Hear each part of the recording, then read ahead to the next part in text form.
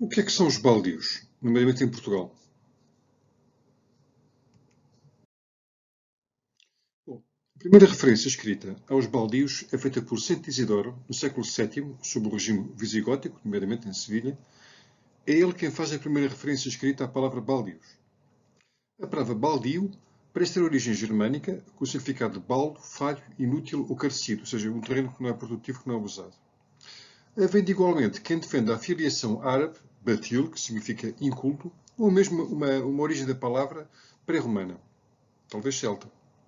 Em Portugal e na nossa irmã nortenha, a Galiza, o termo baldio é usado para descrever um terreno que pertence não a privados, nem ao Estado, mas a uma comunidade local. Apesar de o termo ser unicamente português e do português da Galiza, também chamado galego, se aplicar ao mesmo conceito de bien comunal espanhol ou de common land britânicos, ou seja, o termo não é somente português, o conceito não é somente português.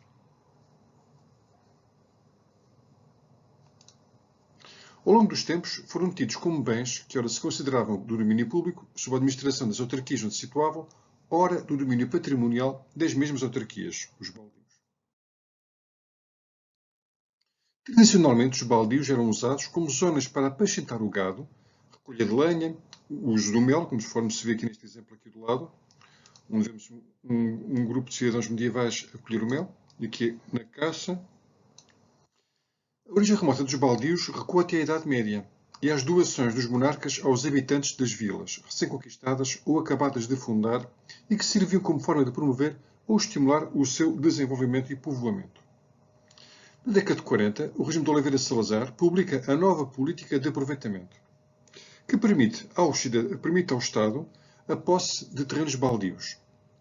Isto faz com que, em 1874, 45% do território nacional eram baldios. Em 1938, sob o regime de Salazar, apenas 4,6% eram. Com estes terrenos, o governo lança uma vasta campanha de florestação nos terrenos assim apropriados. Só depois da Revolução de Abril, em 76, e através do Decreto-Lei 39/76, é que os baldios regressam à população. Em 2014, os baldios foram alvo de uma legislação que previa a possibilidade da sua extinção sem qualquer compensação. Isto gerou violentos protestos e uma grande manifestação, não violentos verbalmente falando, que reuniu cerca de 5.000 pessoas em Lisboa. Atualmente, aplica-se às terras comunitárias o Decreto-Lei 158, intitulado Regime aplicável aos baldios e aos demais meios de produção comunitários. Isto é importante, não é apenas o terreno que é os baldios. São também as eiras comunitárias, como posso ver aqui ao lado. São também aqui os fornos comunitários e o moinho que está aqui para baixo da minha cara. Garanto que ele está lá. O DL define igualmente a figura do grupo de baldios, uma associação de baldios para efeitos de economia de escala e para facilitar a partilha de meios de produção e desenvolver a exploração dos terrenos comuns. O DL estende também o âmbito material dos baldios, alargando-os aos meios de produção comunitários, tais como eiras, fornos, moinhos e azenhas. Outro conceito importante aqui definido é o do universo de compartes do Decreto-Lei, como um conjunto de pessoas singulares, devidamente recenseadas como compartes relativamente a determinado imóvel ou imóveis comunitários.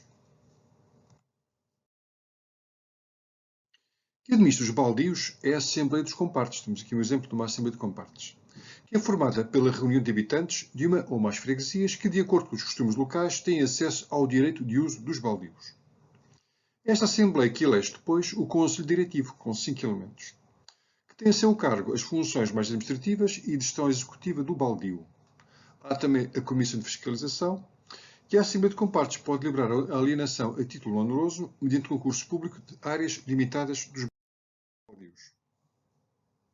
Os compartes são os titulares dos baldios e são aqueles cidadãos que residem na área onde se situam os baldios e sim consagrados segundo a tradição, usos e costumes e respeitados pela comunidade local. A partir da ligação ao local, a Assembleia de Compartes pode atribuir a condição de comparte a cidadãos não residentes, desde que estes apresentem ao Conselho Diretivo o pedido de inclusão devidamente fundamentado por meios de prova e, claro, testemunhas. São opcionais. Os compartes são iguais à luz da igualdade dos seus direitos de fruição dos baldios, sendo que o titular desta condição pode ser comparte em mais do que um baldio.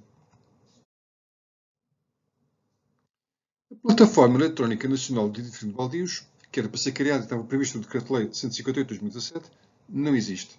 Na parte que hoje em dia, para registrar um baldio, é só enviar uma mensagem com os anexos preenchidos e documentação para o RNPC. As receitas são aplicadas estritamente no melhoramento do baldio, na sua valorização, seja ele social, cultural ou comunidades locais. Temos aqui um exemplo de um centro cultural que foi construído, um tanque, um lago para abastecimento das explorações agrícolas e o melhoramento de uma rua e algumas construções. Todos estes foram exemplos concretos de melhoramentos produzidos com as receitas dos baldios na zona centro e norte do país. Quando há cogestão, os baldios são 5 elementos do curso diretivo, um deles é do ICNF, tem mais especialistas nesta área, mas que tem sido muito criticado, diga-se de passagem. Os baldios basicamente foram reduzindo ao longo dos anos. Houve várias operações vagas de possessão do território dos baldios, no século XIV, pelos nobres e burgueses, no século XVIII, pelos fisiocratas, era a moda fisiocrática render ao máximo terra, pelo liberalismo, que também não gostava das terras produtivas, o central plano dizia que os baldios eram um obstáculo ao desenvolvimento do país, ao desenvolvimento rural do país, claro, sob Salazar, e isso fez reduzir o área dos baldios. Hoje em dia resistem basicamente no norte, está a Galiza, e no centro do país. Apesar disso, existe cerca de meio milhão de hectares sob baldios em Portugal, o que ainda é uma significativa.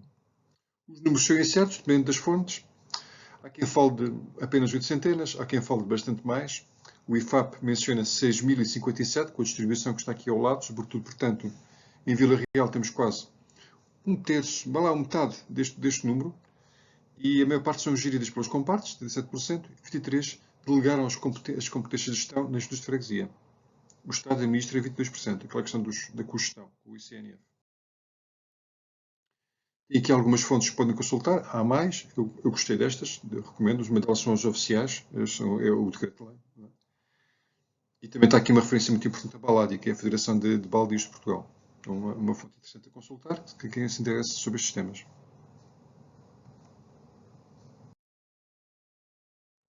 Obrigado e subscreva o canal.